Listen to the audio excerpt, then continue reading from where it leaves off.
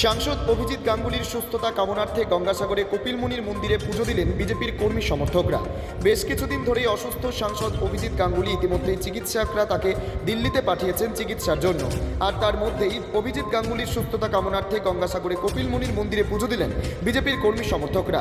একদিকে যেমন তার সুস্থতা কামনা করলেন, ঠিক তেমনই তিনি সুস্থ হয়ে যাতে তাড়াতাড়ি সম্ভব রাজনীতির ময়দানে ফিরতে পারেন তার প্রার্থনা করলেন বিজেপির কর্মী সমর্থকরা।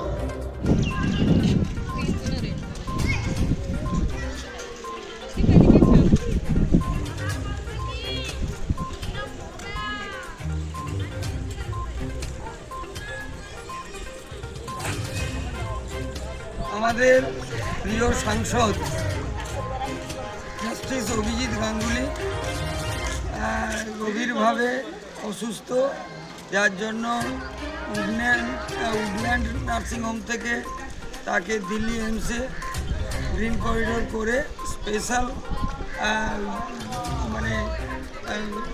সংসদের কোটায় তাকে নিয়ে যাওয়া হয়েছে।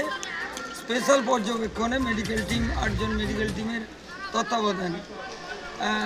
প্যানক্রিয়াসে ওনার ইনফেকশান রয়েছে এবং তিনি এই অবস্থা থেকে দ্রুত কেটে উঠবেন এবং আমরা তাকে এই সরকারের সমস্ত কিছু অনৈতিক কার্যকলাপের বিরুদ্ধে শিক্ষার ক্ষেত্রে বৃহৎ অবদানের জন্য তাকে ভগবান হিসেবে আমরা জানি।